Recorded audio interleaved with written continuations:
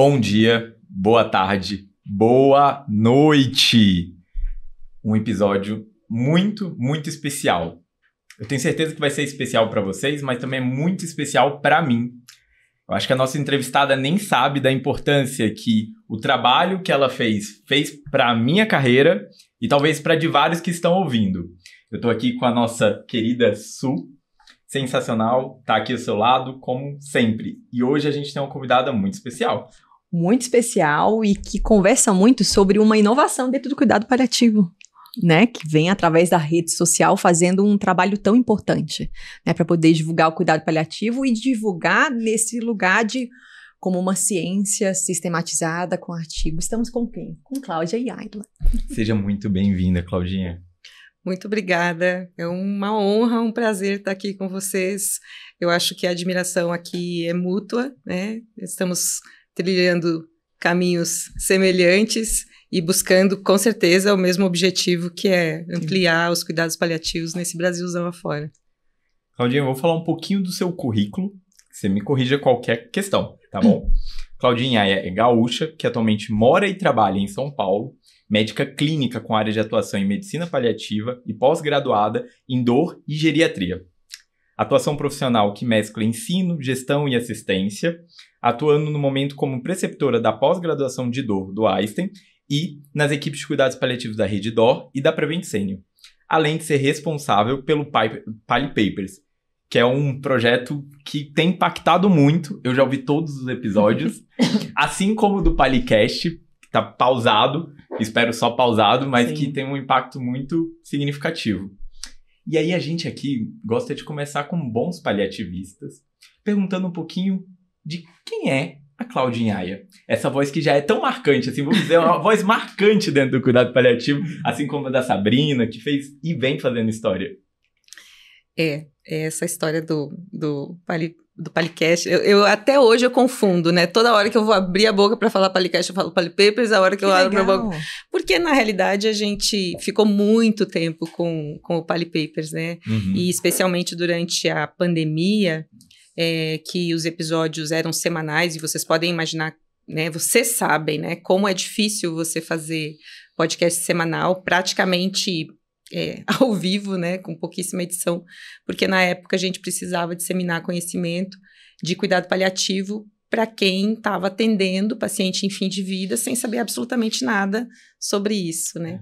Então, acho que é uma lembrança boa mesmo, vai ficar para sempre aí na nossa... E eu espero que a Academia Nacional de Cuidados Paliativos reative esse projeto em algum momento, né? Com a gente ou com outras pessoas, mas que o projeto realmente volte à vida. Eu levanto essa super bandeira, eu tava comentando, acho que eu não compartilhei isso com você, até a Sabrina teve na pós do Círio lá em Brasília, eu falei com o Daniel Forte também sobre isso. Eu sou um fruto do Palipapers, né, o Palicast. Ouvindo, assim, ainda durante recém-formado, fazendo realmente a residência de clínica médica, e o quanto que o compartilhamento, assim, eu tenho basicamente registrado, tenho memória fotográfica, acho que é do segundo ou terceiro episódio, que foi com a Ana Mi, o quanto que aquilo foi significativo e disruptivo para mim. Então, atuando em meio, enfim, à pandemia também, mandei mensagem para Sabrina lá no Instagram, o quanto que aqueles momentos que vocês dedicavam foram importantes para mim e eu tenho certeza que para vários outros colegas também. Então, um agradecimento formal, tanto para mim como para várias outras pessoas que talvez nunca tiveram a oportunidade de compartilhar isso com vocês. Eu acho que é legal, assim, lembrar que o Palicast, ele era uma ideia minha. E um dia nós estávamos em algum evento, eu, Sabrina... na fila ali naquela hora do intervalo, né? E o André Felipe, que era presidente da NCP naquela época, estava ali. Aí eu falei para a Sabrina, eu disse assim, Sabrina, o que você acha da gente tocar esse projeto, né? Aí ela assim, nossa, maravilhoso, não sei o quê, vamos falar com o André. Aí catamos o André ali na fila, falamos para ele, ele achou ótimo e viabilizou via a NCP. Na época, porque hoje a gente grava com aplicativos online, etc, né? Esse ambiente aqui presencial é uma raridade, na realidade, de você fazer, né? Total. Porque a maioria dos convidados está muito longe da gente, né? Mas, na época, a gente tentou gravar presencial e nós não sabíamos nada, mas pensa nada de podcast. Aí eu lembro que eu fiz uma viagem para os Estados Unidos, comprei um gravador, os microfones orientados por um rapaz que fazia edição depois, mas muito caseiro. Para vocês terem uma ideia, a gente sabia usar tão mal o tal do gravador que no Rio de Janeiro, no congresso da NCP do Rio, que nós gravamos vários episódios maravilhosos, não gravou nada.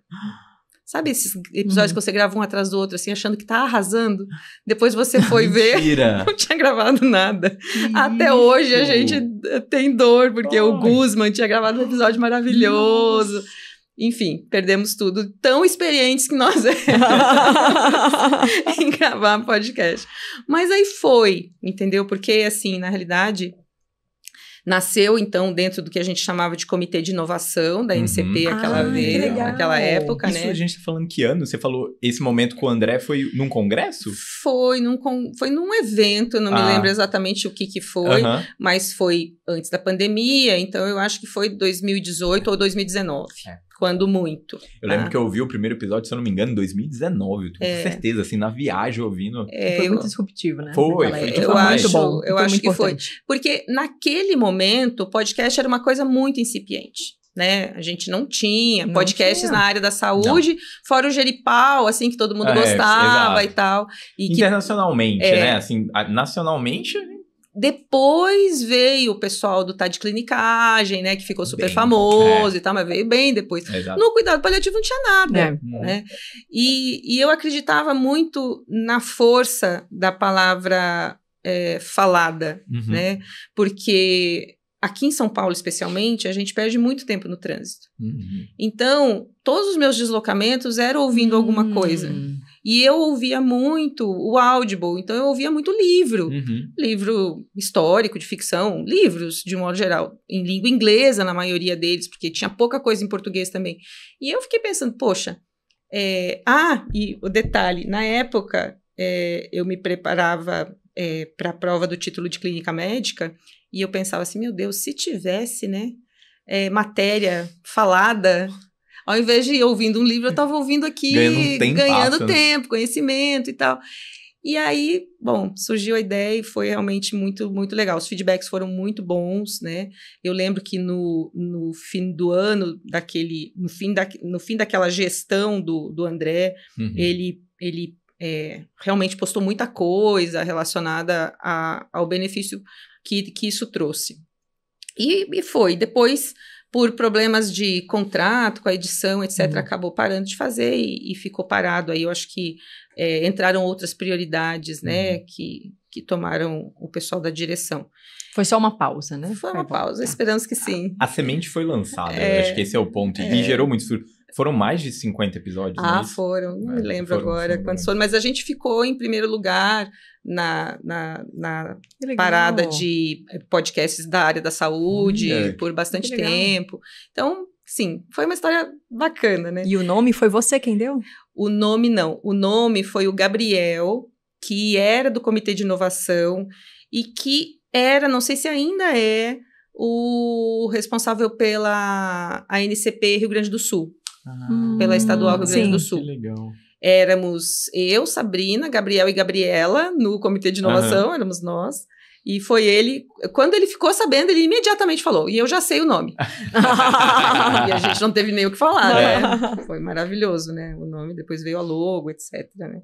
Então foi isso, a história do Palicast. E eu, né? Da onde vem a Cláudia, né?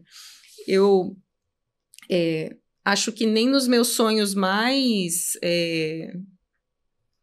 assim, nos meus melhores sonhos de jovem, eu imaginaria que eu estaria onde eu estou hoje, né? Porque eu nasci numa cidade que chama Viamão, do lado de Porto Alegre, sou gaúcha,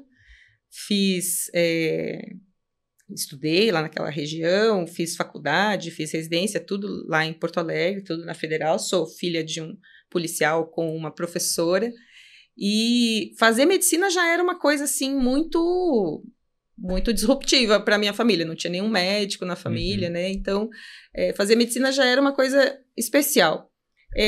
Terminada a medicina, por questões pessoais, eu fui morar no interior de Santa Catarina, numa cidade chamada Chapecó. Depois, mais para o interior ainda, numa cidade chamada São Miguel do Oeste. E aí, um determinado dia, minha vida deu uma mudada e eu disse assim, quer saber, quero retomar um plano antigo de fazer mestrado. E aí, sei lá eu porquê, resolvi fazer mestrado na Unicamp. Ao invés de voltar para o Rio Grande do Sul, eu vim para São Paulo. E, procurando trabalho, tinha um concurso de médico de família em Amparo, cidade ali da região, né, de Campinas. Fiz o concurso, passei, fui trabalhar lá, fiz um fellow na Unicamp, até que consegui a vaga do mestrado na Unicamp, e aí fui ficando por aqui, acabei vindo morar em São Paulo e tocando a vida. Hoje, eu sou médica do corpo clínico do Einstein, do Samaritano, do São Luís, do Oswaldo Cruz, então, assim, daquela menina lá de Viamão para uma pessoa que está em São Paulo, inserida nessas equipes tão especiais, assim, para mim realmente foi uma grande caminhada, né? E nesse meio tempo aparece o cuidado paliativo mesmo na minha vida. Como foi que apareceu o cuidado paliativo? Essa história... A gente gosta muito de saber, qual foi a virada de chave, né? Geralmente. Bom, a minha primeira residência foi ginecologia e obstetrícia. Olha só. Então, se alguém disser para vocês assim, não, eu sou ortopedista, não vou conseguir fazer cuidado paliativo, pode apostar que sim. Fica a dica. Nossa. Olha, quem tá nos ouvindo... É sobre isso. Débora, minha esposa é GO. Amor, olha aí, ouve aqui, presta atenção. Exatamente. Então, eu era GO... E na época de 2005, 2006, a Agência Nacional de Saúde começou um projeto junto às operadoras de saúde para redução de taxa de cesárea. Nada a ver, né? E eu trabalhava na Unicamp nessa época, a Unicamp conhecida como baixíssimas taxas de cesárea. Eu vim para fazer uma consultoria de um plano de saúde que chamava Intermédica naquela época. E o mestrado era sobre... O mestrado era sobre saúde da mulher. Aí vim fazer essa consultoria ali nessa operadora de saúde. Terminado o projeto de redução de taxa de cesárea, eles gostaram do meu trabalho e aí começa a minha vida de gestão, né? Que eu coloquei no meu currículo ali, que eu mesclo, né? Academia, ensino, gestão. E aí eu tinha terminado esse projeto e me convidaram para assumir uma gerência médica no Hospital Paulo Sacramento, lá em Jundiaí. Bom, gerente médica, não tinha formação nenhuma em gestão, fiz MBA de gestão em saúde, me dediquei a isso e tal, e assumi esse lugar que era um ambulatório que... O pessoal que está ouvindo vai lembrar, o case da Intermédica é o lugar onde estão todos os pacientes de alta complexidade dentro daquela operadora. Então, paciente com insuficiência cardíaca avançada, paciente com os oncológicos, pacientes das bariátricas, todo paciente complexo estava dentro daquele lugar onde eu era gerente lá em Jundiaí. E aí, começou a pipocar naquele departamento pessoas em sofrimento que a gente não tinha resposta para dar.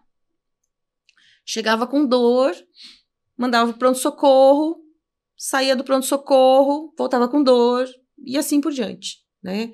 E de várias áreas, mas especialmente da oncologia. Você não estava na assistência, você estava na gestão. Eu estava na gestão, mas você sabe como é que é a gestão médica, né?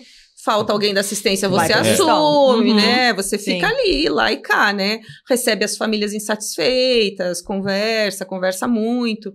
E aí eu disse assim, gente, há uma coisa errada nesse negócio, né? E aquilo começou a me incomodar e eu sentei um dia com 2 geriatras para tomar um café. As melhores ideias aparecendo nos cafezinhos, né? Total. Você não acha? Eu acho. Plenamente. E aí eu sentei com Fernanda e Cíntia. Fernanda e Cíntia tinham feito geriatria no servidor público estadual, que tinha Maria Goretti, que tinha a primeira enfermaria de cuidado paliativo. E elas, como residentes da geriatria, tinham passado no cuidado paliativo. E aí elas me dizem, Cláudio, o que a gente precisava era de um paliativista. E eu assim, paliativista? Prazer, Cláudia, nunca tinha ouvido falar na palavra cuidado paliativo. E então vamos contratar, né? Gestora, né? Prática, né? Vamos contratar. Tá falando mais ou menos de que ano, Claudinha? 2008. Olha. Aí, 2008, 2009. Aí... Ai, gente, parênteses, eu até arrepiei. A gente, né, teve outros episódios, é muito interessante como esses anos se repetem, né? 2008, né? Como vários movimentos. Importante, né? Não necessariamente vocês conversando, né? Interessante, né? 2008. Em locais diferentes. Locais né? diferentes sem conversar. Muito exatamente. E aí, eu disse assim, vamos contratar. E as meninas disseram, aí, esquece. Paliativista é mosca branca, não tem. O pessoal que tem é 1 ou 2 e estão lá em São Paulo, estão na USP, né? Não vão vir para Jundiaí. Aí eu disse assim, vocês não... E onde que faz a formação, né? Na época tinham poucas formações. O Palhar eu acho que estava começando. Casa do Cuidar acho que também estava começando. Mas não tinha Sírio, não tinha Einstein, não tinham muitas formações. E eu fiz a pergunta de gestor, né? Onde as pessoas que dão aula hoje fizeram a formação? No Pallium da Argentina. Vocês querem fazer? Ah, queremos. E aí surgiu a ideia de fazer uma formação, então. E aí foi uma geriatra, uma pneumo e eu. Que decidi que eu queria saber que negócio era esse. Mas mais de feliz, assim, sabe? Vou fazer. E como uma curiosidade, não como um chamado. Não como um chamado, como uma curiosidade. Eu não sabia nada de cuidado paliativo. Mas curiosidade momento. De forma estratégica, né? Sim, isso vai mudar. Gestão, um olhar de gestão. Olhar de gestão. E porque eu sempre fui, assim, sempre amei a medicina. Eu acho a medicina linda, a medicina, sabe? Então, eu disse assim, aprender uma coisa nova. Eram 4 encontros, eu acho que ao longo de 1 ano e meio. Eu disse assim, passear em Buenos Aires não vai ser uma tristeza, né? Vamos tomar vinho e tal. E aí fomos. E aí, life changing, né? Aí eu disse assim, essa é a medicina que eu quero fazer.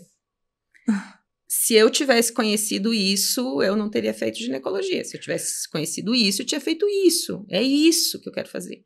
Gustavo De Simone que me ensinou, assim, qual é a medicina que você quer fazer. Qual é a equipe multi que você quer ter, né?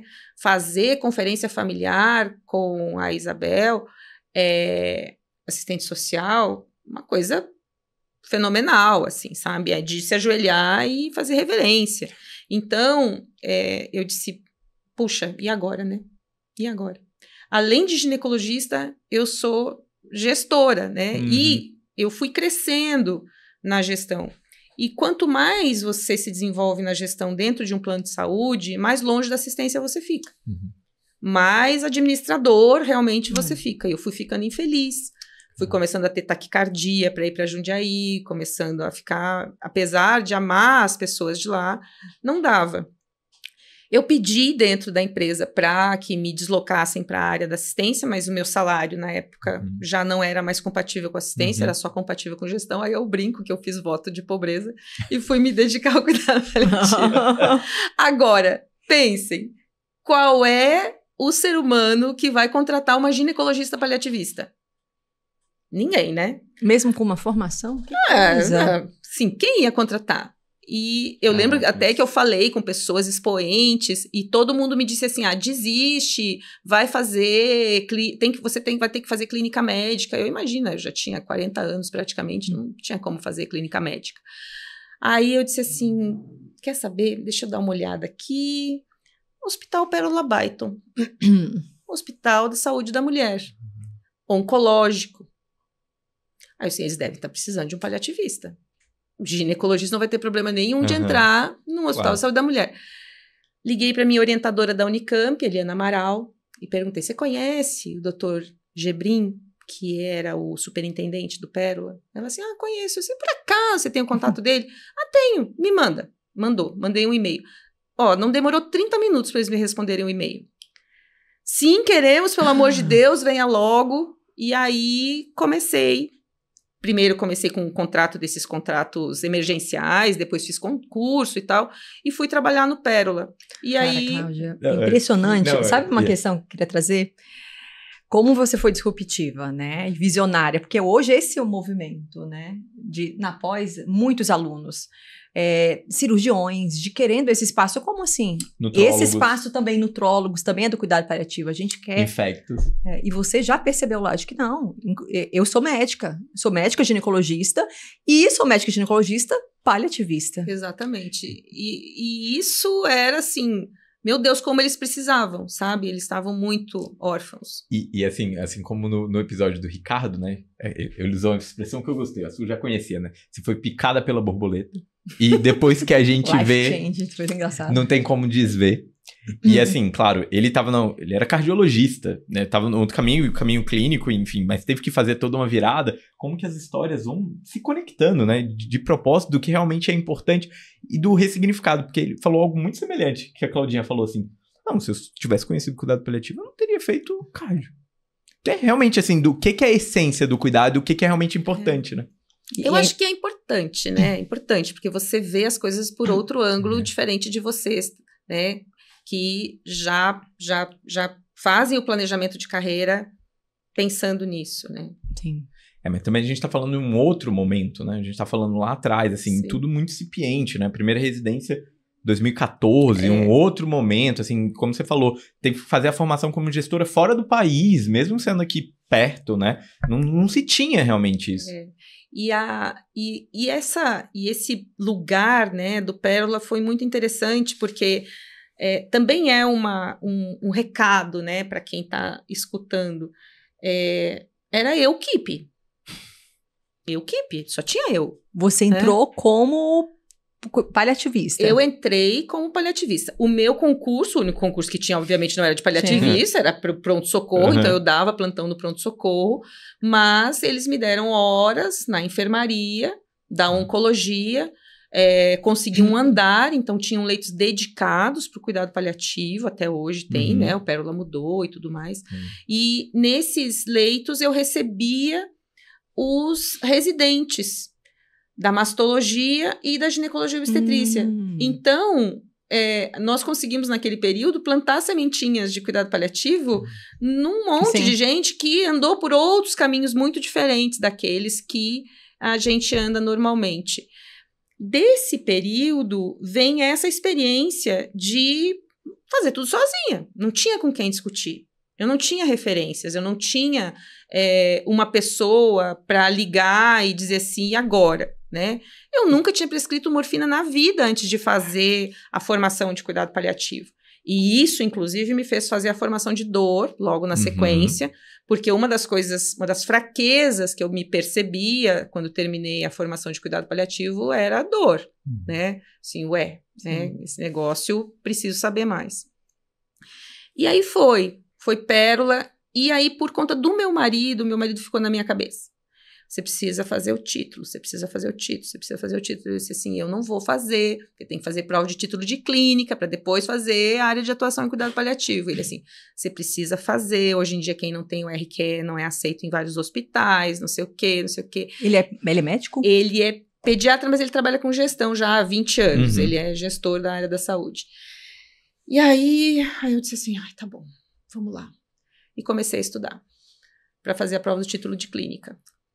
E aí foram 3 tentativas, mas na terceira daí eu consegui. E aí, finalmente, depois de conseguir o título de clínica, eu pude fazer a área de atuação em medicina paliativa. Nossa, então, hoje eu tenho essa comprovação no papel daquilo que na prática a gente já faz há muito tempo, mas acabou se tornando realmente uma verdade. Hoje, para você entrar em diversas equipes aqui em São Paulo, principalmente nos hospitais certificados pela Joint, se você não tiver RQE, não entra. Em Brasília é semelhante. Né? Então, acho que foi isso. Então, essa é a história, assim, é longa e tal, mas eu acho que, de certa forma, pode ajudar quem está um pouco desanimado, entendeu? Achando que está muito difícil. Não, vai em frente. Vai no seu caminho, né? E isso é muito comum. Assim, vários colegas, né? Temos colegas na pós, assim, colegas que eu sou do Hospital de Apoio lá de Brasília e colegas que rodam com a gente da UTI, da onco, que não se reconhecem dentro daquela especialidade e quando tem um contato real com o cuidado paliativo, falam, caraca, é isso que eu quero. E aí a gente já teve mais de um residente que estava na residência e aí interrompeu a residência para ir buscar cuidado paliativo. E é sempre essa dualidade, né? Como que vai ser essa caminhada? Como que vai ser isso, né? Tem que ser guerreiro, né? Isso é muito claro na sua jornada, né? E também muitos colegas que, né? Eu tô lembrando agora de uma colega cirurgiã, que ela se percebe, se encontra no cuidado paliativo, mas ela traz. Tem isso sim, a cirurgia. Eu não preciso abrir mão de uma especialidade. A cirurgia que ainda é defasada e não consegue perceber a importância dessa abordagem dentro dela. Sim, sim. E não são poucos, né? Não são poucos. Você falou da Infecto antes, né? A Infecto, na realidade, é uma vergonha que ainda não tem área de atuação, né? Porque, só por Deus, né? Olha só. Opa, aproveitar para trazer novidade aqui, né? A gente tem uma colega Infecto. Um beijo pra Val, Valéria, assiste todos, ela é da CCH lá do Sírio, Brasília, e professora da Universidade de Brasília, foi minha professora, uma pessoa muito querida, e ela me mandou informação, hoje é... Peraí, eu tô perdido no tempo, hoje é quinta, né? Foi no início dessa semana que foi aprovado na MBR, agora Infecto como área de atuação. Essa legal. Semana, ela me mandou mensagem, eu até falei assim, e aí, já vai fazer a prova de título? Que legal. Então, a informação aí pra gente, realmente, nesse período, saiu a aprovação, que era realmente uma vergonha. É uma das áreas que tem maior demanda e necessidade em relação ao Com cuidado certeza, paliativo. né? É ignorar que as doenças infecto-contagiosas, né, não são coisas transitórias e curáveis o tempo todo, né? Total. E aí, Claudinha, queria lhe perguntar, né?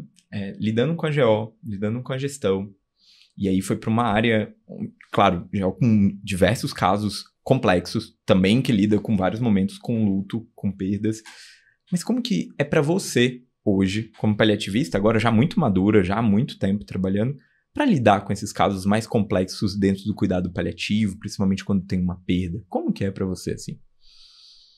Olha, eu posso te dizer que é muito difícil eu levar para casa alguma coisa, né? Eu, assim, trabalho, estou disponível 100% do tempo, eu não desligo meu telefone, eu não dou horário para os meus pacientes, eu sou essa pessoa, né? Atirem as pedras, quem quiser atirar, mas eu sou assim. Então, quando eu tô com eles, eu tô com eles. E eu tô envolvida e muito presente na vida deles, mas quando eu desligo o telefone ou eu volto para casa, eu desvinculo. Eu realmente não carrego comigo esse peso da tristeza com o qual a gente lida, com o que a gente faz. Porém, todavia, contudo, entretanto, tem uns casos, né? Tem uns casos que você não consegue.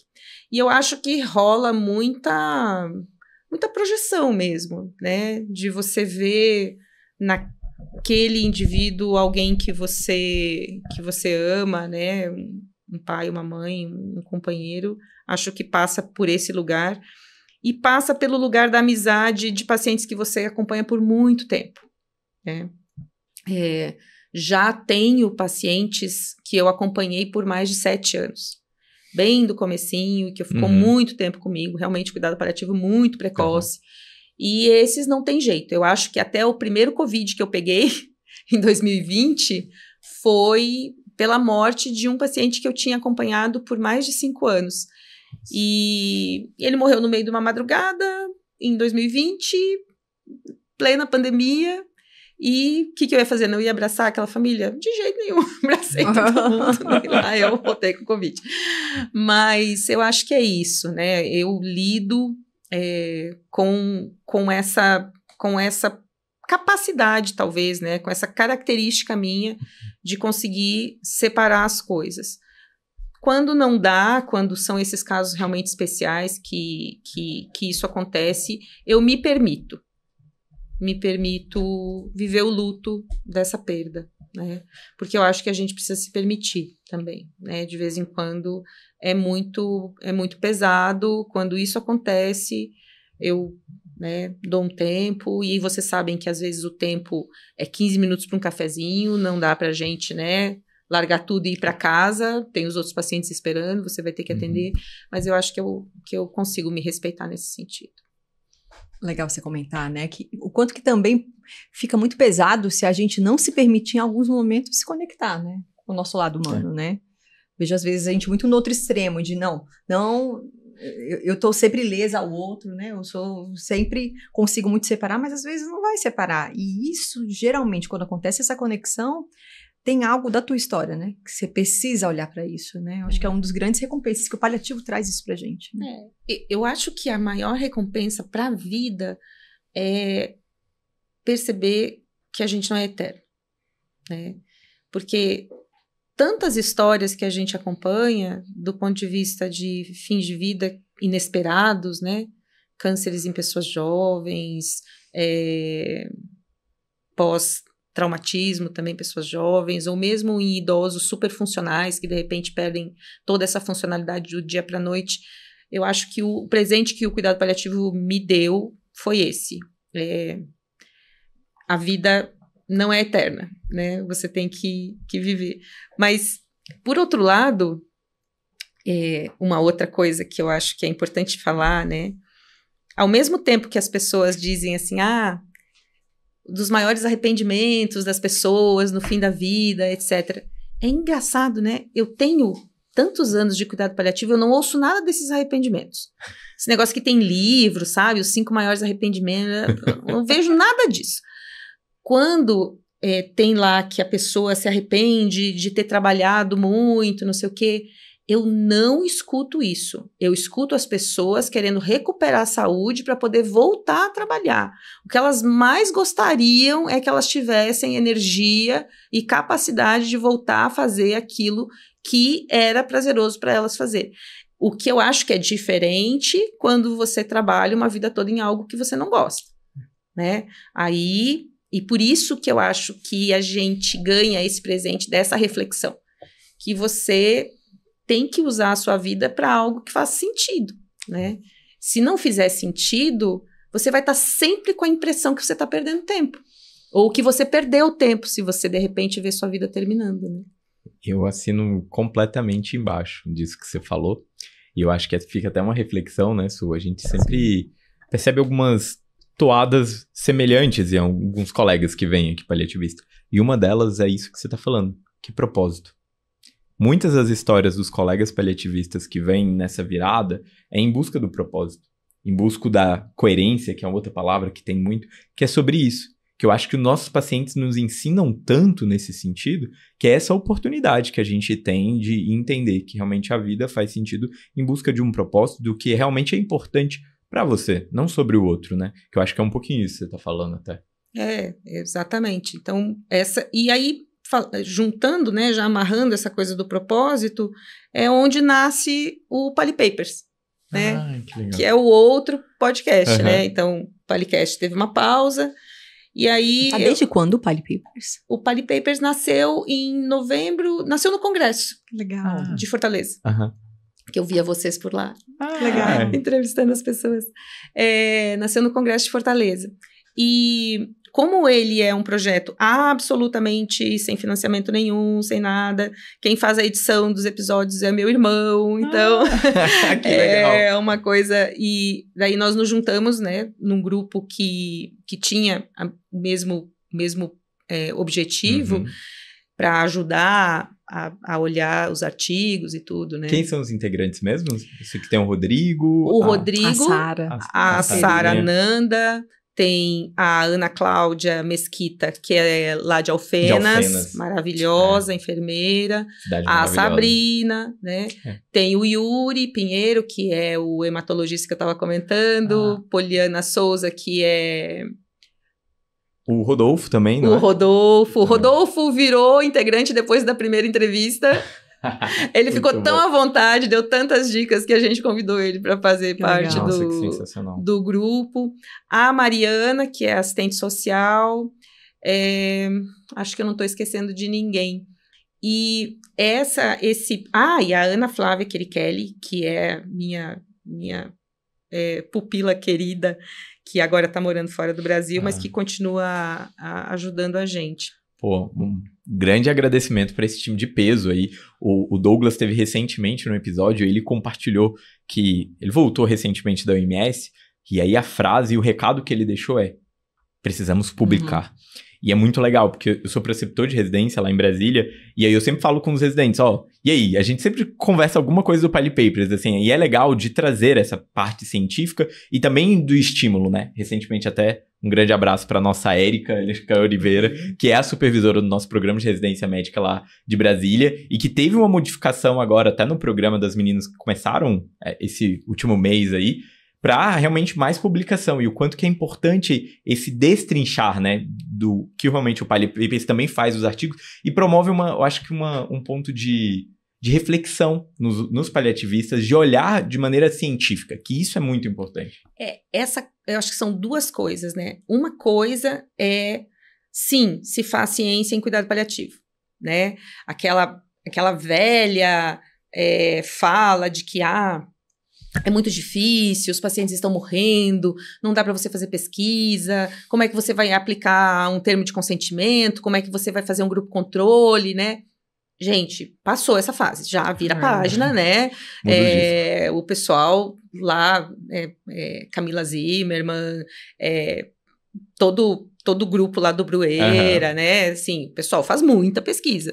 Então, o que a gente não tem aqui, que eu acho que dificulta muito para a gente fazer mais, é a coleta dos dados, né? Porque você atende muita gente, mas não registra isso de forma estruturada, e com isso depois você não consegue publicar, né? Mas você vê Sarinha publicando, né? Agora acabou de sair o artigo da Maria e do Daniel também, né? Sobre o PROAD. Então, a Bianca lá em Barretos publica, né? O grupo deles publica absurdamente, né? A Ana Cláudia Mesquita em Alfenas publica muito também. Então, eu acho que tem gente fazendo ciência no Brasil, mas está muito longe. Eu lembro que eu fui dar aula num congresso da Sociedade Brasileira de Oncologia Clínica, e eu estava na mesma mesa que o David Hui e que a Camila Zimmermann.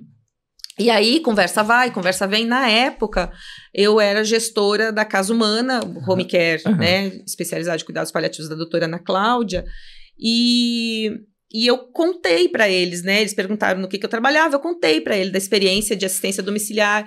E o David Hui praticamente me sacudiu. Ele disse assim, mas não vai publicar, né? E assim, cadê as publicações disso, né? Porque essa é uma experiência única. Não existe fora do Brasil o jeito que vocês fazem assistência domiciliar em cuidado paliativo. E porque a assistência de enfermagem 24 horas, etc., é uma coisa muito rara fora, né, no domicílio. Então, o óbito domiciliar, com essa assistência que a gente conseguia fazer, era muito diferente. Mas, sim, de verdade, a gente é muito atropelado pelo excesso de trabalho, né? E estruturar isso demanda uma energia que a gente começa a ter falta.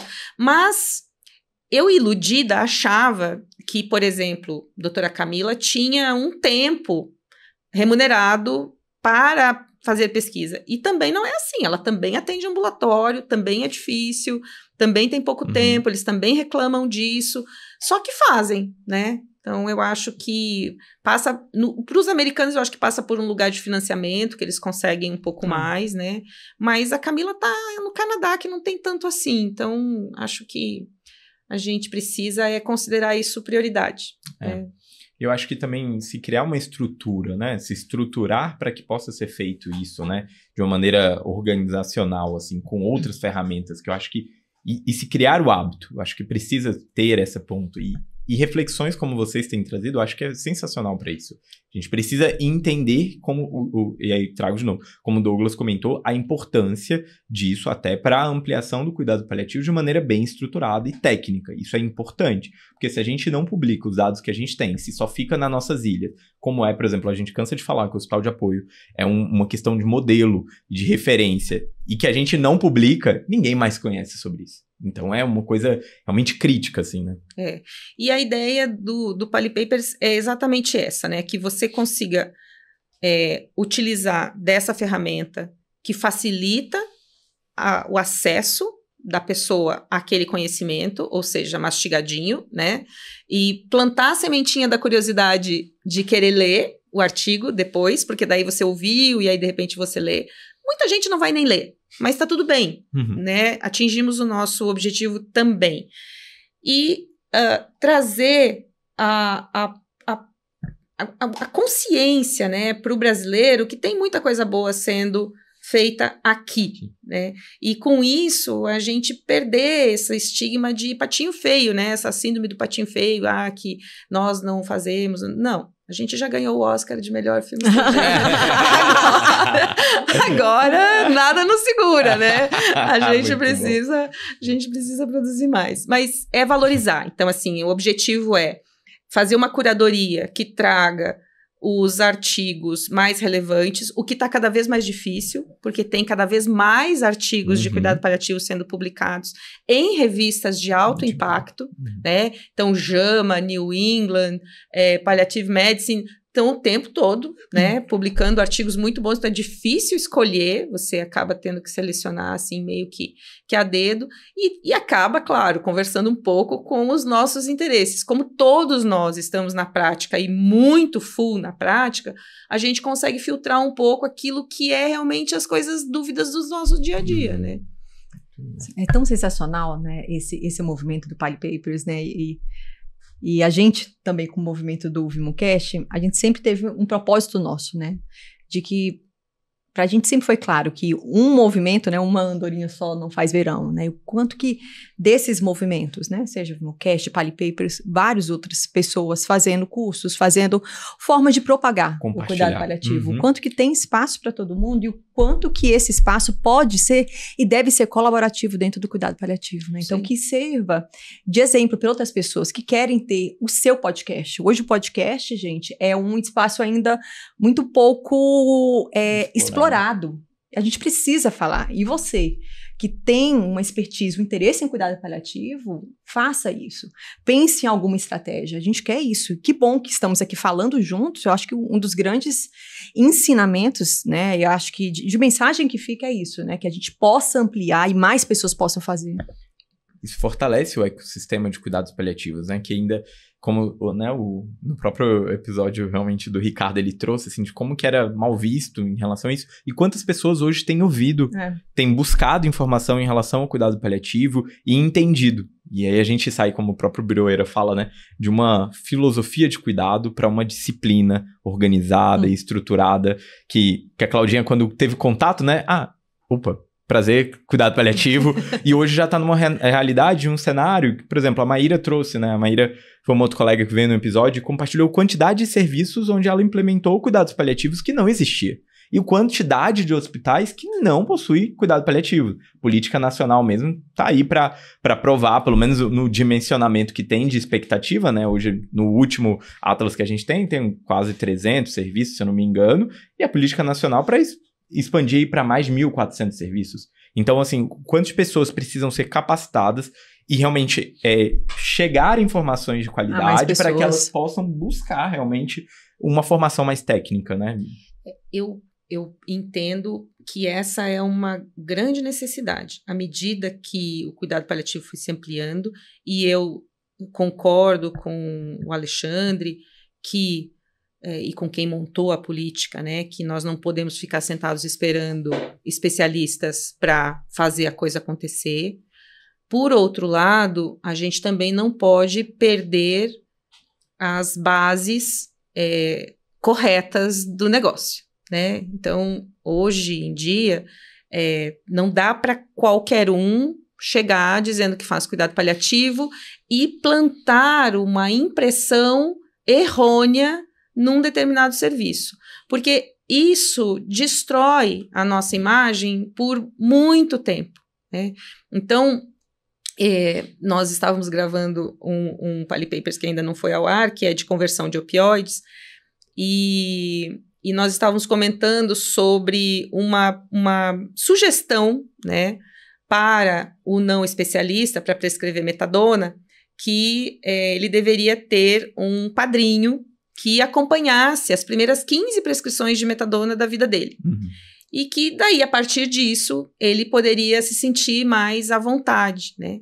E eu acho que o padrinho, o matriciador, e essa figura, né, ao redor da onde as pessoas que estão começando orbitam é uma coisa muito importante, né? E que eu acredito que é onde a política acerta muito, na questão do matriciamento.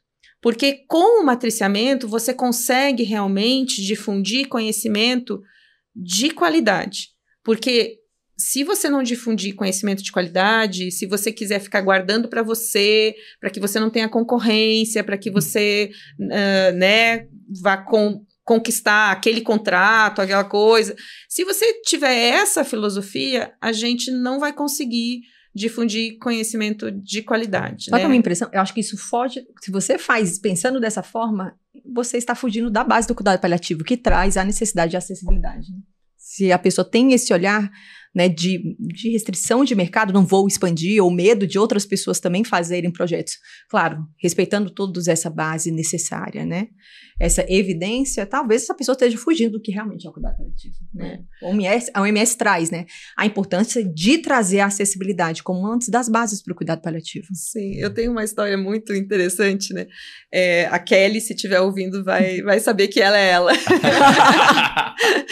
Eu atendi uma pessoa, né, um casal de médicos que mora em Santa Maria, atendi como médica, online, e legal. Depois descobri que a moça, a Kelly, do casal, era médica de família e tinha feito a formação de cuidado paliativo, acho que com a doutora Ana Cláudia na Casa do Cuidado. E a partir dali, ela me acionou várias vezes para a gente discutir caso. E é um prazer enorme, sabe? Dar esse apoio para ela, porque você também vê, né, a pessoa crescendo, amadurecendo, ficando mais forte mesmo nas suas tomadas de decisão.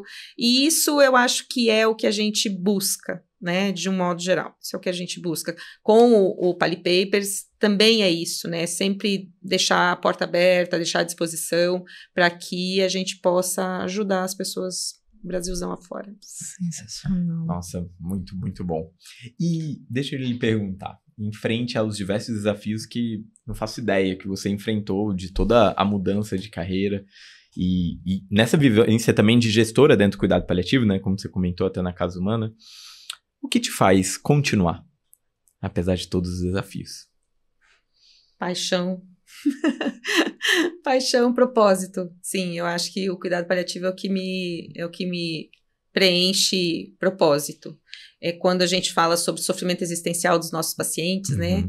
Que eles perdem a razão de viver, né? Eu acho que essa é muito a minha razão de ir em frente, de trabalhar com medicina, é conseguir trazer a filosofia dos cuidados paliativos para o maior número de pessoas possíveis. Recentemente, eu voltei a trabalhar no SUS, trabalhei só no ambiente privado por muito tempo, e isso me deu uma felicidade.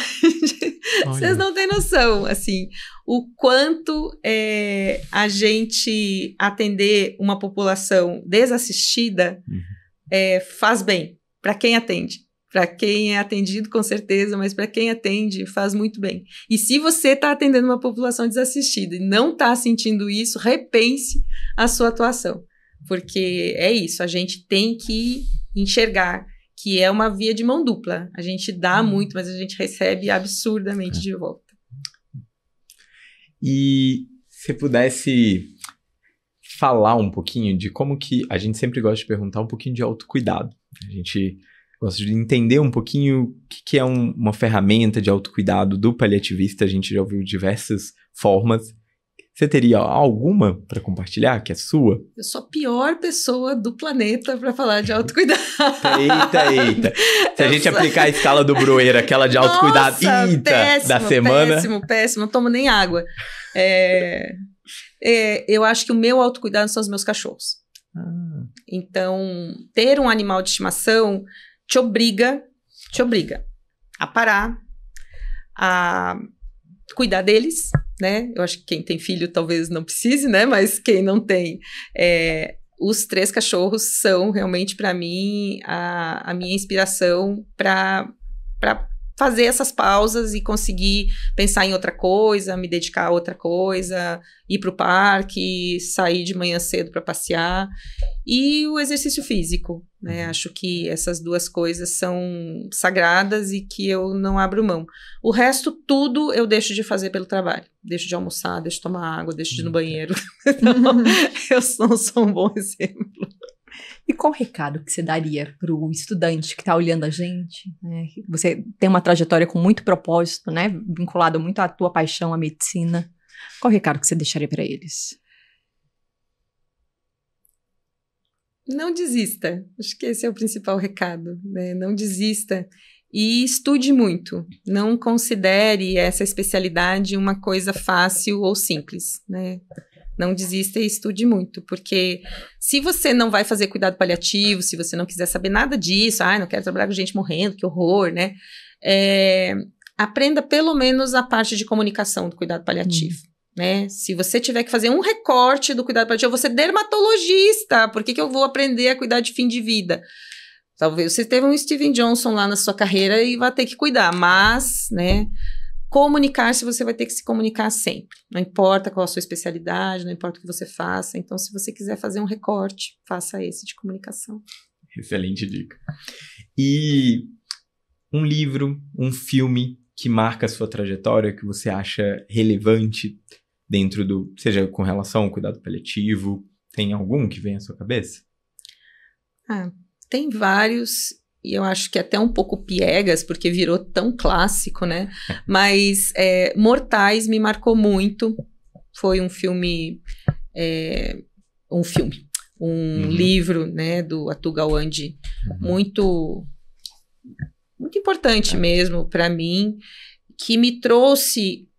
E não foi do lado do cuidado paliativo, porque, não sei se vocês lembram do livro, ele tem 2 momentos, esse livro. É um momento que ele fala muito de cuidado paliativo mesmo, e um outro momento que ele fala sobre a perda da autonomia do idoso na transição da saída de casa para a instituição de longa permanência, né? Desse momento em que você decide que o pai não pode mais morar sozinho por conta do quadro demencial ou mesmo por fragilização, perda de autonomia.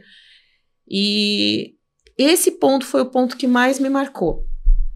Porque eu não fiz clínica, nem geriatria. Quer dizer, não tinha feito, né? Acabei fazendo a pós de geriatria lá do Sírio.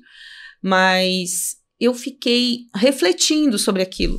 E eu sou uma paliativista nascida na oncologia. Nasci na oncologia, né? Sim. Dentro do Pérola, só tinha oncologia, né? Depois fui pro Oswaldo Cruz, onde o chefe era o Ricardo Caponeiro, e também dentro da oncologia. Era uma equipe da oncologia. A C. Camargo, Hospital de Oncologia. De repente, eu me vejo fora desse circuito e vou trabalhar com o Samir, lá no Premier. Onde não tinha nada de oncologia. Nada. Tinha um monte de paciente neuropata, né? Paciente com fases avançadas de demência, sequelas de anóxia, né? E aí, né? O que você faz com isso? Então, eu acho que o livro conversa com essa fase da minha vida que foi muito reflexiva e que ali, naquele lugar, lá no Premier, eu aprendi o significado da palavra não é sobre mim. Eu falo isso várias vezes nas minhas redes e nos podcasts, né? Não é sobre você, é sobre o outro. Inicialmente, eu dizia que a gente tinha que ir como um quadro em branco. E depois eu aprendi que você não vai como um quadro em branco. Que você só tem que reconhecer o que é seu e o que é do outro. E quando eu cheguei no Premier, eu só via a Cláudia, que chegou no Premier, via um monte de paciente em estado de mínima consciência, deitados nas camas, e se perguntava o que nós estamos fazendo mantendo essas pessoas aqui. Que famílias horrorosas que querem que essas pessoas fiquem vivas nessa condição. Que absurdo, que horror. A Cláudia, que saiu do Premier um ano depois, um ano de Angélica Yamaguchi, né? Coordenadora médica lá. Um ano depois, conseguia reconhecer perfeitamente o paciente em estado de mínima consciência que estava feliz daquele outro que realmente estava sofrendo de ser mantido naquela condição. Então, lá eu aprendi o significado de Não É Sobre Mim, e lá eu matei a Cláudia com o viés capacitista que existia muito forte dentro de mim, de que uma pessoa nunca seria feliz vivendo com alto nível de dependência. E isso não é verdade. Não é sobre a gente, Não né? é sobre a gente. Isso pode ser verdade para a Cláudia, mas não era verdade para muitos daqueles pacientes e nem para muitas daquelas famílias. Então, acho que isso foi outro life-changing também. Sensacional, Cláudia. Como que a gente pode encontrar você nas redes sociais? O PaliPapers. Eu tenho uma rede social pessoal que eu misturo tudo, tá? Já me disseram para fazer uma rede profissional, etc. Não, eu misturo tudo lá. Lá eu faço campanha pro veganismo, eu publico no Segunda Sem Carne todas as vezes, tentando incentivar as pessoas a parar de comer seus irmãozinhos. E sobre os cachorros, sobre a adoção de cachorros, na época da enchente publiquei muita coisa a respeito da enchente lá do Rio Grande do Sul, né, que foi muita tragédia. Então, lá é a Cláudia. E tem o Pali.papers, que é a nossa página, que tem tanto no YouTube quanto no Instagram, que é a página do nosso podcast / projeto de aproximar a ciência da prática em cuidado paliativo, porque a ideia era, né, pelo menos inicialmente, que não fosse apenas um podcast, mas que também fosse um compilado de iniciativas que cumprisse esse objetivo. Nossa. Claudinha, muito obrigado. Primeiro, pelo seu legado digital. A gente hoje acabou comentando em alguns momentos sobre esse legado, eu acho que é sobre isso, sabe? Isso que você começou com a Sabrina, com o aval lá da NCP, por meio do André, e que fez essa outra iniciativa que tá aí pegando em órbita, né? Obrigado pelo compartilhamento aqui, foi sensacional poder estar com você, obrigado por ter aceitado o convite, é sempre uma honra estar ao lado da Su, e muito obrigado. E obrigado a vocês que estão aqui nos ouvindo, a gente agradece imensamente, e se você ainda não está inscrito no nosso canal, não curtiu esse episódio, deixa já um comentário aqui, lá no PaliPapers também, já se inscreve lá também, que é sensacional, e vamos fortalecer esse ecossistema do cuidado paliativo, porque tem muita gente, tem muito paciente, tem muito familiar, tem muito cuidador, tem muita gente precisando de um cuidado técnico realmente em cuidados paliativos. E até a próxima, galera. Valeu! Até a próxima. Obrigada, gente.